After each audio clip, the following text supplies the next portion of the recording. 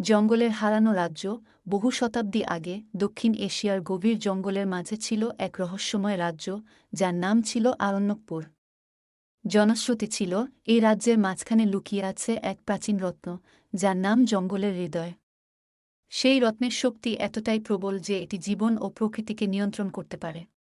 কিন্তু সেই রাজ্য আর তার রত্ন হাজার বছর আগে হারিয়ে গেছে। রিয়া সেন, একজন বিখ্যাত প্রত্নতত্ত্ববিদ, ছোটবেলা থেকেই এই রহস্যময় রত্নের গল্প শুনে বড় হয়েছেন। তার বাবা, একজন গবেষক, এই রত্ন খুঁজতে গিয়ে আর ফিরে আসেননি।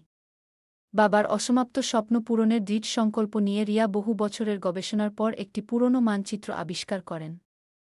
অভিযানের শুরু, রিয়া তার দল নিয়ে অভিযানে বের হন। তার সঙ্গী হন অরণ্যবেষক অর্জুন, যিনি জঙ্গলের প্রতিটি পথ চিনতেন, বন্যপ্রাণী বিশেষজ্ঞ মিনা, যিনি প্রাণীদের ভাষা বোঝার ক্ষমতা রাখতেন, এবং কিশোর চিত্রগ্রাহক কবির, যার চোখে ছিল নতুন কিছু দেখার অদম্য ইচ্ছা। তাদের যাত্রা শুরু হয় গঙ্গার মোহনা থেকে। ছোট একটি নৌকায় করে তারা গভীর অরণ্যের দিকে এগিয়ে যেতে থাকেন। জঙ্গলের প্রবেশপথে পৌঁছে সবাই মুগ্ধ হয়ে যায় এর সৌন্দর্যে। বিশাল গাছের ছায়ায় ছেয়ে থাকা পথ, বাতাসে পাখিদের কাকলি, আর দূরে অজানা প্রাণীর ডাক, সবকিছু যেন এক নতুন পৃথিবীর আমন্ত্রণ। জঙ্গলের চ্যালেঞ্জ। অভিযানের কয়েকদিন পরই তারা বুঝতে পারে, এই জঙ্গল কেবল সুন্দর নয়, বিপজ্জনকও। প্রথম রাতে একটি হিংস্র বাঘ তাদের শিবিরের কাছাকাছি এসে পড়ে। অর্জুন তার অভিজ্ঞতা কাজে লাগিয়ে দলকে নিরাপদে রাখেন। কিন্তু প্রতিটি মুহূর্তেই ছিল আতঙ্ক। তাদের সবচেয়ে বড় বাধা আসে তৃতীয় দিনে। মানচিত্রের পথে একটি গুহার ভেতর দিয়ে যেতে হয়।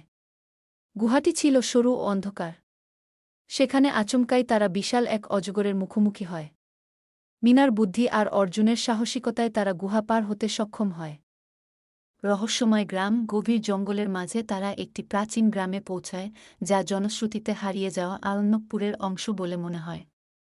গ্রামবাসীরা তাদের প্রথমে স্বাগত জানায় না।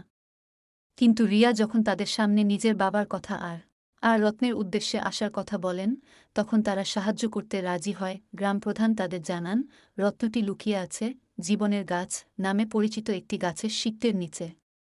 কিন্তু সেখানে পৌঁছানোর পথ ছিল অভিশপ্ত পথ। জীবনের গাছে পৌঁছাতে হলে তাদের ছায়ার বন পেরোতে হয়। এই বন এতটাই ঘন আর অন্ধকার যে সূর্যের আলো পর্যন্ত সেখানে পৌঁছায় না। সেই সঙ্গে ছিল ভয়ঙ্কর ফাঁদ ও দানবীয় প্রাণী। পথে কবির একটি ফাঁদে পড়ে যায়। অর্জুন দ্রুত তাকে উদ্ধার করলেও সময় নষ্ট হয়। রাত বাড়ার সঙ্গে সঙ্গে তাদের সামনে ভেসে ওঠে জঙ্গলের কিংবদন্তির অদ্ভুত আলো। মিনা তখন বলে ওঠেন, এটি কোনো সাধারণ আলো নয়। এটি আমাদের পরীক্ষা করছে। রত্নের সন্ধান। অবশেষে জীবনের গাছের কাছে পৌঁছায় তারা। গাছটি ছিল এতটাই বিশাল যে তার শীর্ষ দেখাই যায় না। শিকড়ের নিচে খুঁজতে খুঁজতে রিয়া একটি পাথরের দরজা খুঁজে পান। দরজার উপর খোদাই করা ছিল একটি ধাঁধা, জীবনের মূল কি। রিয়া উপলব্ধি করেন, এই ধাঁধার উত্তর কুপ্রকৃতি। উত্তর দেওয়ার সঙ্গে সঙ্গে দরজাটি খুলে যায়।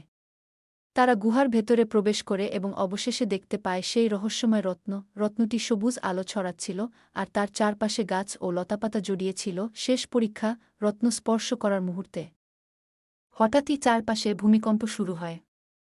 রত্ন পাহারা দিচ্ছিল এক রহস্যময় আত্মা। সেই আত্মা তাদের প্রশ্ন করে, তোমরা কি ক্ষমতার লোভে এটি নিতে এসেছ, নাকি প্রকৃতির ভারসাম্য রক্ষায়? রিয়া জবাব দেন, আমরা শুধু এই রত্নের গল্প বুঝতে চাই। কিন্তু এটি প্রকৃতির অংশ, এবং প্রকৃতি যেন শান্তি পায়, আমরা সেই ভারসাম্য রক্ষা করব। আত্মা সন্তুষ্ট হয় এবং রত্নটি তাদের দেখতে দেয়। তবে রিয়া সেটি নিয়ে ফিরে আসেন না। তিনি সেটিকে জঙ্গলের মধ্যেই রেখে দেন, কারণ তিনি জানতেন, প্রকৃতির শক্তি মানুষকে কখনো পুরোপুরি নিয়ন্ত্রণ করতে দেওয়া উচিত নয়।